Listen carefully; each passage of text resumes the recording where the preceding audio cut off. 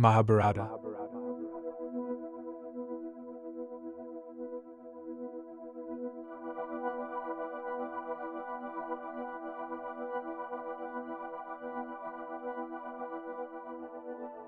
Salutations to Narayana, indeed the greatest among men. Goddess Sarasvati, indeed victory as well.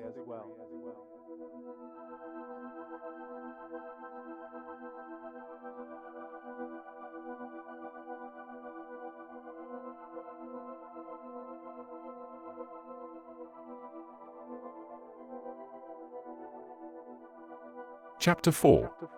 Seeds of Passion. Vyas looked at the mourning Kuru people and said to his mother Satyavati, "Oh, mother, the happy times have ended and bad times are approaching. Each coming day will be worse because the very earth is aging. Terrible times lie ahead, clouded by sorcery, marred by debauchery and vice, where all actions and customs ordained by the law will be tarnished. Abandon the kingdom and dwell in the jungle in the solitude of simplicity, so you won't be compelled to witness the downfall of your dynasty."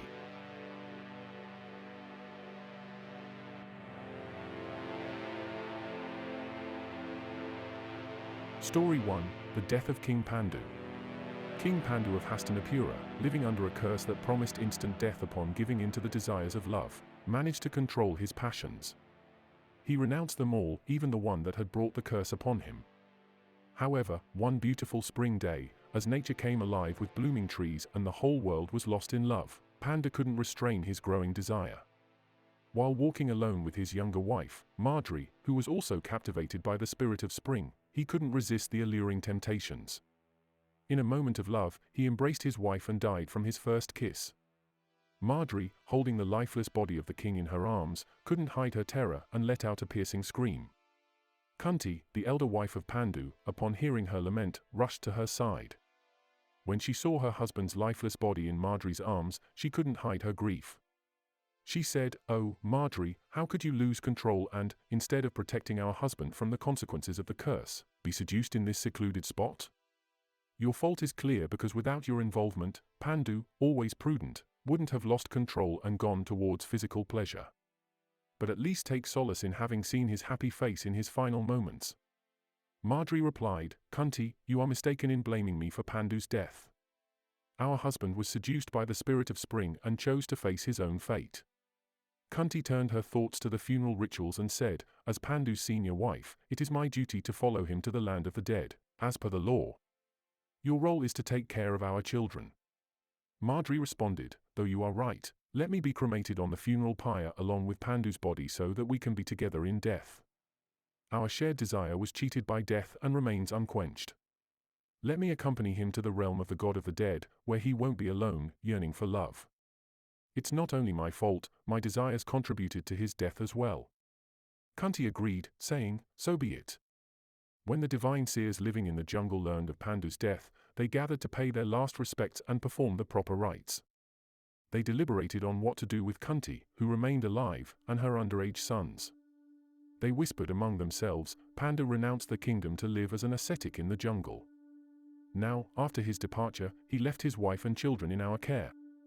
We must take them to Hastinapura and entrust them to the care of Bhishma and Dhritarashtra. Let us also take Pandu and Marjorie's bodies to ensure they are properly honored." And so they did. When the inhabitants of Hastinapura noticed the approaching procession of divine hermits, they gathered to welcome them. Both women, warriors, and Brahmins came out to the city streets. Even common people and servants were captivated by the presence of these sages. Everyone focused on Dharma. Dhritarashtra, Bhishma, and Vidura came to greet them along with their families. After showing reverence to the ascetics, they offered them the best seats. All the inhabitants also paid their respects and sat on the ground to listen. When deep silence fell, Bhishma spoke, reminding everyone that the kingdom was now in the hands of ascetics. The senior of the sages said, "O Bharatas, accept and honor the 5 young princes, the sons of Pandu, with the appropriate rites as ordained by destiny. You have received Yudhishthira, Bhima, and Arjuna through divine providence. Honor Pandu as well by conducting funeral rituals to honor his heritage. This is your new responsibility." Vidura and Bhishma decided to fulfill these wishes and conduct the proper rituals, as their words held great authority among the people. Only the sage Vyasa, looking into the future, foresaw the impending unhappy times. He turned to his mother, Satyavati, saying, "O mother, the happy times have ended, and bad times are approaching. Each coming day will be worse because the very earth is aging. Terrible times lie ahead, clouded by sorcery, marred by debauchery and vice, where all actions and customs ordained by the law will be tarnished. Abandon the kingdom and dwell in the jungle in the solitude of simplicity, so you won't be compelled to witness the downfall of your dynasty." Satyavati, upon hearing her divine son's words, went to Ambika's chamber, the mother of Dhritarashtra, and said, "O Ambika, your son Dhritarashtra's politics will destroy the Bharatas and their allies, sparing even their descendants. For this reason, Ambalika and I, the mother of the deceased King Pandu, are leaving this kingdom and heading into the jungle to avoid the downfall of the dynasty." Ambika chose to join them, and the three royal widows went into the jungle, where they practiced severe penances and eventually bid farewell to their bodies, ascending straight to heaven. Story 2, Envious Rivalry, Duryodhana and Bhima. The 5 sons of Pandu, known as the Pandavas, and the 100 sons of Dhritarashtra, known as the Kauravas, grew up together, enjoying the pleasures of childhood. They enthusiastically engaged in various games and rivalries, where the Pandavas often outshone the Kauravas. In this childhood community, Bhima, the son of the wind god, stood out as the strongest among all and occasionally terrorized the sons of Dhritarashtra. He would often grab them by their hair or legs and throw them into the sand. There were even times when he would dunk their heads underwater and release them just as they were about to lose their breath. At other times, when they climbed a tree to pluck fruits, he would shake the tree until both the fruits and the boys fell to the ground. He did not do this out of malice or madness, but because he was a child experimenting with his immense strength. The eldest of the Kauravas, Duryodhana, upon seeing Bhima's immense strength, decided that he needed to eliminate him using cunning or deceit. He thought, if I get rid of Bhima, the strongest of the Pandavas, I will easily be able to defeat his younger brothers. Then, I will become the ruler of the entire land, and his eldest brother, Yudhishthira, the heir to the throne, won't be able to stand in my way. Duryodhana actively began seeking opportunities to carry out his plan. One day, when Bhima had fallen asleep, exhausted, in a tent by the banks of the Ganges, Duryodhana tied his hands and feet and threw him into the river's current. However, Bhima awoke and easily broke free from the bonds. Another time, Duryodhana attempted to use venomous snakes to bite Bhima, but the snakes couldn't pierce his tough skin or poison him. In another attempt, he laced Bhima's food with poison, but even that had no effect on him, as his strength and immunity were incredible. The Pandavas quickly realized Duryodhana's ill intentions, but following the advice of their uncle Vidura, they refrained from seeking revenge, believing that vengeance would only worsen the situation without bringing a solution. Story 3, the Brahmin-warrior Kripa. At one point, Vidura and Bhishma noticed that the boys' games were becoming too dangerous and malicious. They decided to find them suitable teachers who would help in their spiritual development, teach self-control, excellence, and the art of warfare. As a result of their search, they came across 2 exceptional Brahmins, Kripa and Drona, who were both accomplished warriors and knowledgeable in Vedic wisdom. The Brahmin Kripa had long resided in Hastinapura. He and his sister Kripi had been found in the forest by King Shantanu while he was hunting deer. The king adopted the twins and raised them in his palace. When he saw a bow, arrows, and black antelope skin with them, he understood that they must be the offspring of Brahmins who knew the secrets of weapon mastery. King Shantanu stumbled upon the sage Gautama himself and was told, "O king, they are my children." Gautama, a great sage born into a Brahmin family, was not interested in acquiring knowledge from the Vedas but focused on asceticism to gain powerful weaponry. The gods were concerned about his growing power, and Indra, the king of the gods, decided to disrupt his asceticism. He sent a divine nymph to seduce Gautama, diverting his attention from self-control. As a result, his semen fell on a clump of reeds, which then divided into 2 and gave birth to the twins Kripa and Kripi. King Shantanu agreed to adopt them, and Gautama concentrated on perfecting the art of archery. After mastering all the secrets of this skill, he passed it on to his son, Kripa, who became the teacher of archery. Kripa was a Brahmin, but he was also a warrior. He was a partial incarnation of one of the Rudras, the storm gods who accompanied Indra, much like Maruti. On the other hand, the 5 sons of Pandu, though fathered by different gods, were partial incarnations of the king of the gods, Indra. Their births were the result of a curse from the great ascetic god Shiva, who cast it upon Indra when he declared his limitless power, equal to the power of the gods Vishnu and Shiva over the creation and destruction of the world. Story 4: Vengeful Allies, Drona, the Brahmin warrior, and King Drupada. The next master of the young princes was Drona, a Brahmin who embodied the great priest of the gods, Brihaspati. His birth was extraordinary, as he was born on earth to aid the incarnation of Lord Vishnu in getting rid of demons. Drona was the son of the renowned sage Bharadwaja, and his birth was the result of unusual circumstances. His father accidentally spilled his semen on the ground during a sacrificial ritual when he saw a beautiful divine nymph in a painful moment. The sudden wafting of her garments by the wind led him to gather his semen and place it in the earth. From that semen, Drona was born. In fulfilling his father's wishes and desiring his own offspring, Drona married his own twin sister, the pious Kripa. From their union, a son was born who embodied aspects of death, desire, and rage, all attributed to Lord Shiva, the supreme god. When this child produced his first sound, a voice from the heavens proclaimed, "Name him Ashwathama, the neighing horse, for his cry is as loud as a neighing horse emerging from the ocean." However, Drona carried deep-seated bitterness and passion within him, stemming from his childhood. In his youth, he had formed a close friendship with Drupada, the crown prince of the Panchalas, who later became the king after his father's death.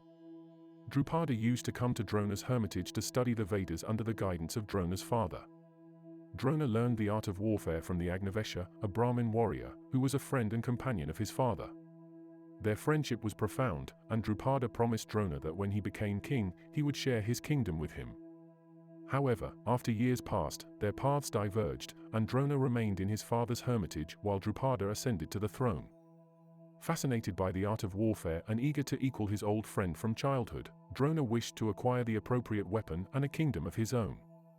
Fate favored him, as he obtained the desired weapon and the secrets of its usage from the Brahmin warrior Parashurama, who, upon retiring from life, distributed his wealth to Brahmins.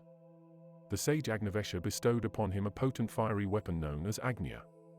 Equipped with the suitable weaponry, Drona set out for King Drupada's palace, expecting to be warmly received by his childhood friend. However, Drupada said to him, "It is inconceivable that a king like me could have friendship with someone as poor as you. Our childhood friendship is now irrelevant. Back then, we were friends based on what we possessed. Friendship is forged in the crucible of shared interests. Do not rely on old ties. Friendship ages, dies under the influence of desire and anger. Do not seek old friendships, find new ones." Upon hearing these words, Drona concealed his outrage and, instead of immediately displaying his anger, decided to focus on seeking revenge. He then went to the kingdom of Hastinapura, hoping to become the teacher of the young princes. His plan was that by teaching them the art of warfare, they would owe him a favor and assist him in realizing his vengeance. As Drona approached the royal palace, he noticed the 5 young Pandava princes who were struggling helplessly to retrieve a toy that had fallen into a well by accident. With a masterful display, Drona helped them recover the toy and quipped that the future kings couldn't even handle such a simple task. Impressed by his skills, the boys asked him to introduce himself and inquired if there was any way they could show their gratitude. Drona replied, "Inform Bhishma about my arrival in Hastinapura and my skills. He surely knows who I am and how we can utilize my abilities." Bhishma recognized Drona as an exceptional teacher for the young princes, and after introducing him to his pupils, Drona told them about his deeply buried vengeance against King Drupada. Bhishma saw Drona as the ideal teacher for the young princes and presented him to his wards. After completing their education, Drona asked the young princes to fulfill their promise and help him seek revenge against King Drupada. When the princes captured the defeated and humiliated Drupada, he agreed to hand over his kingdom in return for their friendship. However, a burning desire for vengeance still simmered in his heart, and this agreement did not bring him peace. King Drupada decided to focus on the birth of a son who would take revenge on Drona. Through elaborate sacrificial rituals, he conceived a son through fire and Brahminical ceremonies. This desire led to the birth of a child who embodied the qualities of a warrior and the power of a spirit ready to avenge Drona. This tale of envy, revenge, and destiny illustrates how the life stories of Drona and Drupada intertwined, leading to inevitable events that shaped the history of ancient India. The 5th tale, Incredible Rivals, Karna and Arjuna. The lessons of the Brahmin Drona, given to the young Bharata princes, quickly gained fame throughout the country, attracting many sons of warriors who aspired to acquire the skills of wielding weapons. Among his students was Karna, the son of Kunti, who received him from the sun god before becoming the wife of the late King Pandu. Karna, although concealing his lineage, was filled with warrior's ambition and a desire to be the best among the young Bharatas. However, Arjuna, the third son of Pandu, emerged as the undisputed master, prompting Karna to form an alliance with Duryodhana and support him in taunting the 5 Pandavas. Arjuna stood out with his immense dedication to perfecting his skills and his deep respect for Drona. The teacher promised Arjuna that he would make him the greatest archer, a skill that no other student would be able to surpass. When the Pandavas came across signs of an extraordinary archer in the jungle, they decided to locate him. It turned out to be Ekalavya, a prince of the Nishadas, who had independently honed his archery skills even though Drona had denied him teaching. Ekalavya earned the profound respect of the Pandavas, especially Arjuna, who had to grapple with feelings of jealousy. Nevertheless, Arjuna, confronting Drona with his promise to make him the best, heard the teacher's assurance that his words were true. To prove his words, Drona visited Ekalavya, who paid him homage as his spiritual guide and accepted him as his student. Drona imposed a condition: Ekalavya had to pay the price for the knowledge he had acquired by cutting off his own thumb, thus depriving himself of the ability to compete with Arjuna. During the final exams, Arjuna demonstrated himself as the finest in combat not only with the bow but also with other weapons. Drona, wanting to reward him for his skills, bestowed upon him a divine weapon called the Brahastra, with a warning that it could only be used against supernatural beings, not humans, as its use in such a manner could lead to catastrophe. Meanwhile, the sons of King Dhritarashtra, especially Duryodhana, couldn't conceal their jealousy, as Arjuna displayed incomparable talent. Drona organized a competition for the students to compete and showcase their skills in front of the entire court. This was another opportunity for rivalry and a chance to prove themselves. The sixth tale, the Masters' Confrontation, Arjuna and Karna. The final entrant onto the arena was the Brahmin Drona, accompanied by his son, Ashwathama, whose hair and beard were tinged with grey. Adorned in white Brahmin robes and anointed with sacred Brahmin oils, Drona proudly wore his pure white sacred thread.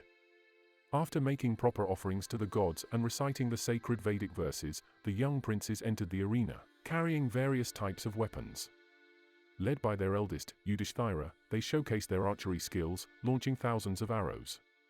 Some spectators lowered their heads, fearing stray projectiles, while others daringly followed the flight of each arrow. Fortunately, all the arrows hit their intended targets, prompting applause from the crowd.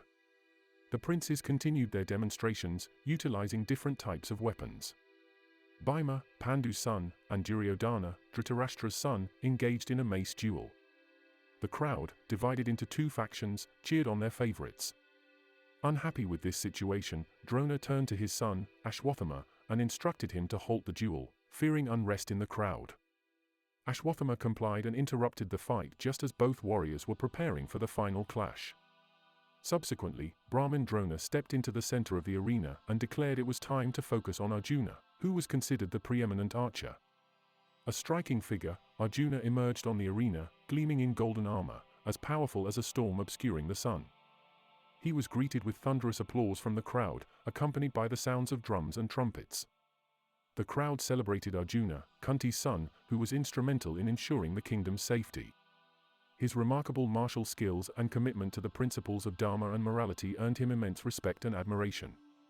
Kunti, upon hearing the ovations, couldn't contain her emotions and wept with joy.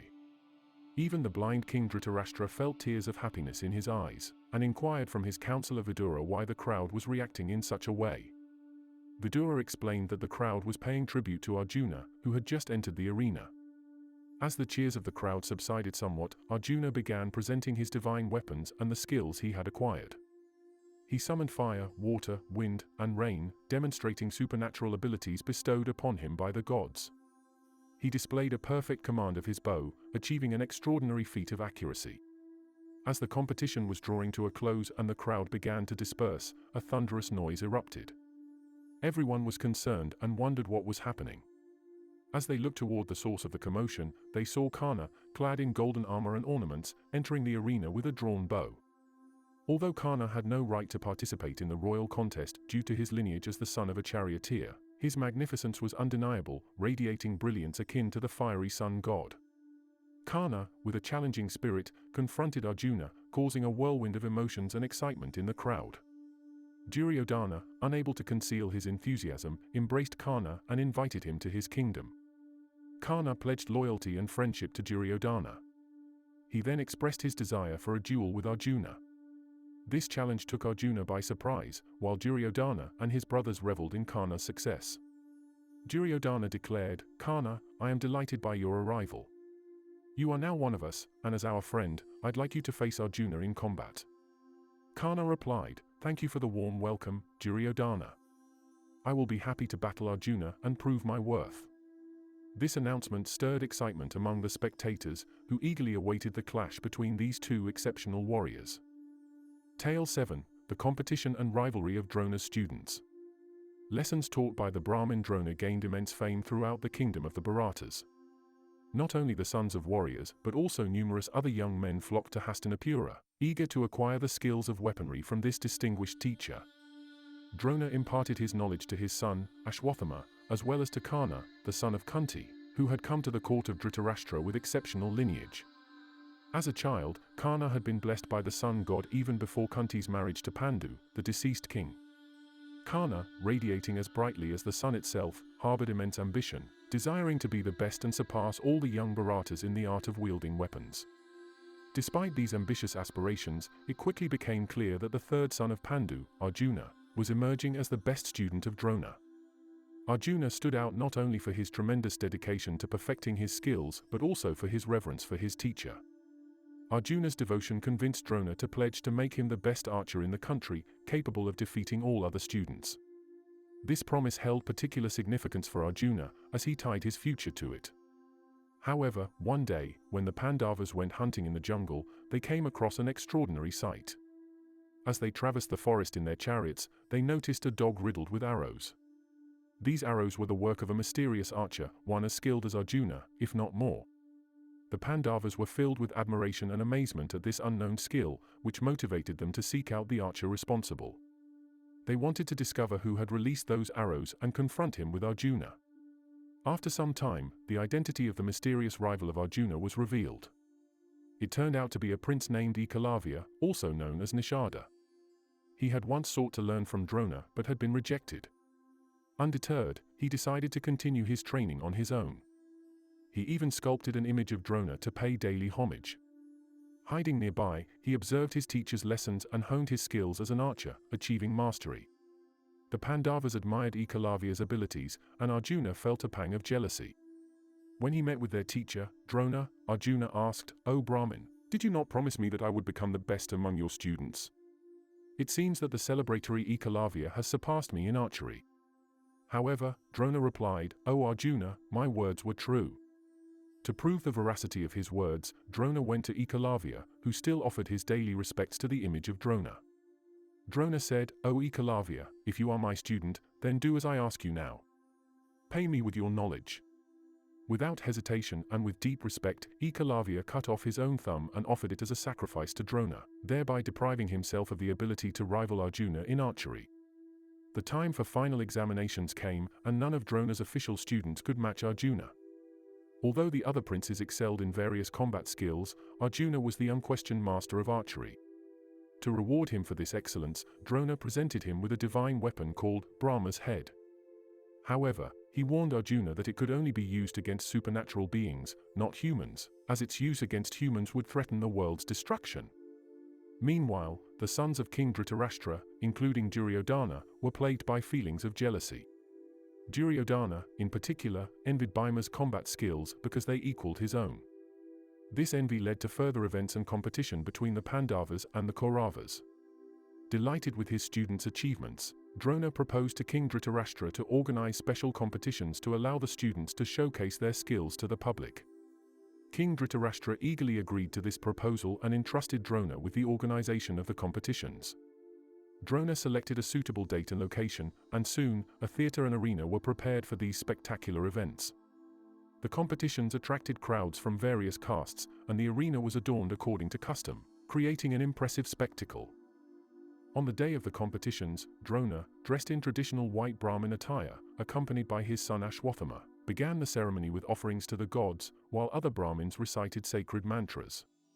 The young princes commenced the display of their skills, shooting thousands of arrows from various weapons. The crowd watching these displays was impressed, and the participants were determined to demonstrate their combat mastery.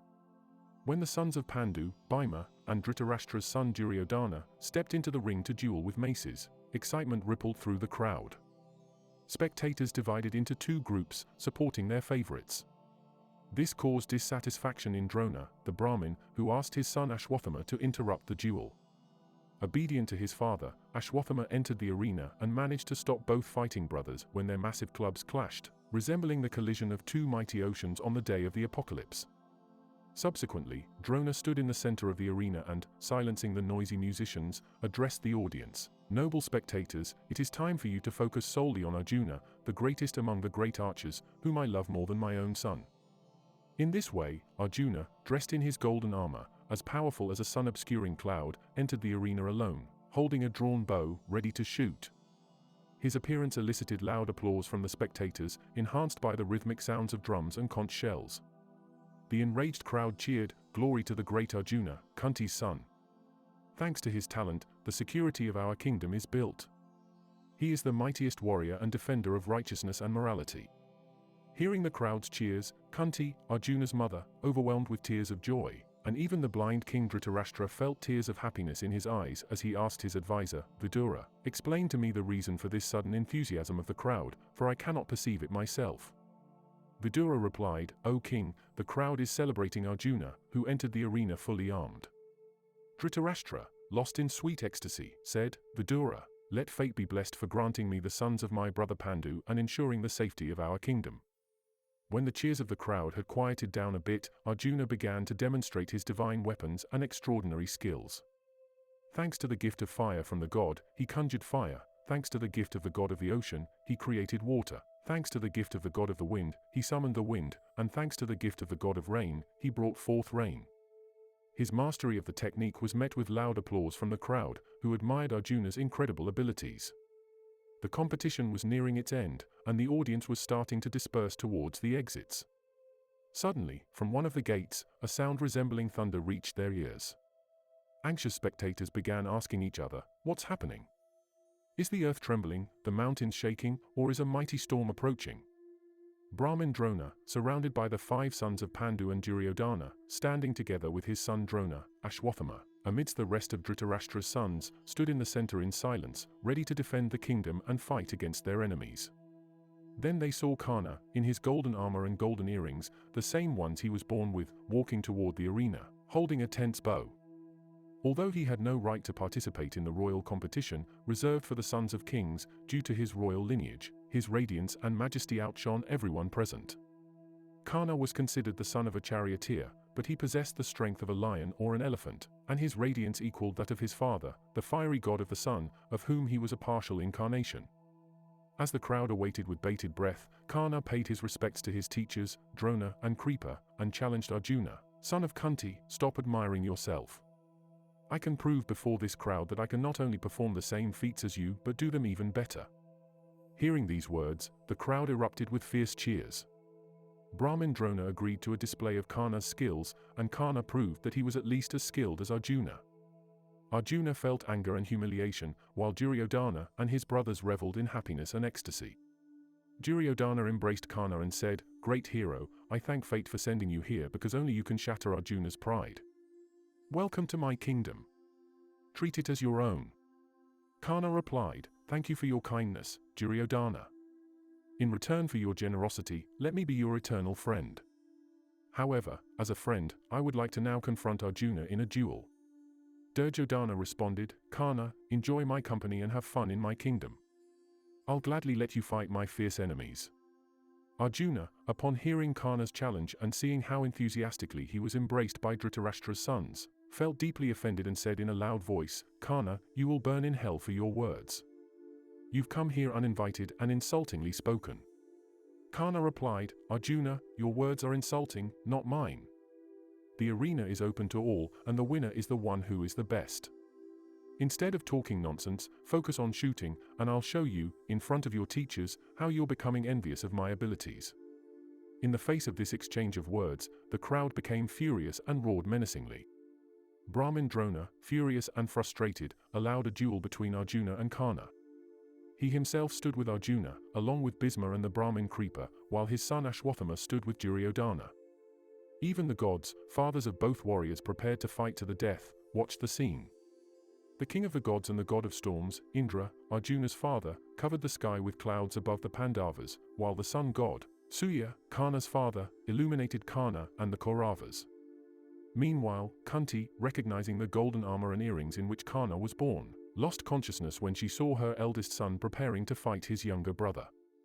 Despite the eagerness of the opponents for battle, the duel couldn't proceed without the proper ceremonies. Sharadvata, well versed in etiquette and with deep knowledge of the law, began by introducing both warriors to each other. Karna and Arjuna were introduced to each other as the duelists, which was in accordance with the regulations and ceremony requirements. Then, addressing Karna as a member of the Bharata clan, Sharadvata asked him to state his name and royal lineage, as was customary. He said, according to the law, we must know the identity of our opponent before the duel. Only then can the duelists decide whether they consider each other worthy adversaries and wish to face each other. Hearing these words, Karna, filled with shame, realized that Arjuna might humiliate him by denying him the right to fight, citing his lineage as a charioteer's son, which didn't belong to the warrior caste. The same thought crossed Duryodhana's mind. Therefore, before either of the duelists could say anything, Durjodhana, seeing Karna's embarrassment, made a hasty decision. He rose from his seat and said, "O Karna, you don't lose your right to battle because I immediately appoint you as the king of the Anga kingdom. This way, Arjuna will have no grounds to refuse the duel." Durjodhana, having crowned Karna as king, handed him all the royal insignias and ordered the Brahmins to ceremoniously anoint him with water, following tradition and ritual. A touched Karna asked, "O Durjodhana, how can I repay you for this gift, which is the kingdom?" Durjodhana replied, "Karna, give me your eternal loyalty and friendship in return." Karna replied, "O Durjodhana, it shall be so." And both friends embraced each other. From a distance in the audience stood the royal charioteer, who had raised Karna and regarded him as his own son. When he saw Karna successfully crowned, he couldn't remain still any longer. Trembling with love, he rushed onto the arena, calling out, "Oh my son!" Karna, upon seeing his father, lowered his tense bow and respectfully bowed his head to acknowledge his father, whose face was bathed in tears of happiness. Bhima, upon seeing the modest charioteer, aging and unadorned amidst the warriors bedecked in gold, burst into cruel laughter. He cried, "O Karna, everyone can see that you are a charioteer's son and have no right to the kingdom, just as a stray dog has no right to make offerings to the gods. Arjuna won't fight with you." On these words, Karna felt his lips quiver with sorrow and sighed in pain, looking towards the sun as if seeking help there. Duryodhana, hearing Bhima's words, shouted in anger, "Bhima, you have no right to use such insulting words. Martial skills and personality determine a warrior's worth. It is difficult to distinguish a warrior from others based solely on his name, as recorded in the Vedas. Look at Karna. His golden armor and earrings, reminiscent of the sun, testify to his royal lineage. His strength deserves to rule the entire world, not just Anga." Subsequently, although the crowd's excitement and cheering grew increasingly intense, and the sun was descending further west, Karna decided to respond to Bhima's challenge. He turned toward the sun, seemingly recalling his royal lineage, and then with a resolute voice, he said, "Arjuna, stop admiring yourself, for I can demonstrate before the whole world the same skills and even perform them better." Both warriors stood opposite each other in the center of the arena, fully armored and armed with their best weapons. Their eyes gleamed with determination and readiness for the duel. Karna, in his opening move, accepted the challenge and shot a powerful arrow from his bow towards Arjuna. The arrow was so swift and precise that it seemed as if the sun itself was rising, and its rays were falling upon Arjuna. However, Arjuna, being an equally skilled archer, managed to defend himself in time, deflecting the arrow, which was met with enthusiasm from the audience. Then, Arjuna responded with an arrow shot towards Karna. His arrow was equally powerful and precise, and when it struck its target, it seemed like an explosion of sound and light that illuminated the entire arena. Nevertheless, Karna easily deflected it, which was met with surprise and applause from the crowd. The duel between Arjuna and Karna continued in the spirit of fair play and in full accordance with the principles of warrior honor. Both warriors demonstrated tremendous skill, and their movements were full of elegance and strength. Their arrows met in the air, creating a beautiful yet deadly choreography. The battle went on for some time, and both warriors were determined to prove their superiority. Their arrows were so fast and powerful that it was nearly impossible for the human eye to follow them. The sounds of their bows and arrows were almost unbearable. Unfortunately, the duel was interrupted by the setting sun.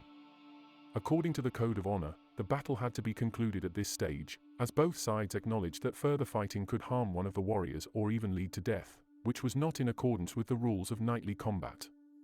After the end of the duel, Karna and Arjuna expressed mutual respect and admiration for each other's skills. Although the outcome of the duel remained undecided, both warriors had demonstrated their mastery of archery and gained even greater respect in the eyes of the audience. Karna and Arjuna, after the conclusion of the duel, shook hands and understood that, though they were rivals, they were also equals in the mastery of archery. This battle became legendary, and both warriors remained in history as unforgettable masters of this art. End of Part 4.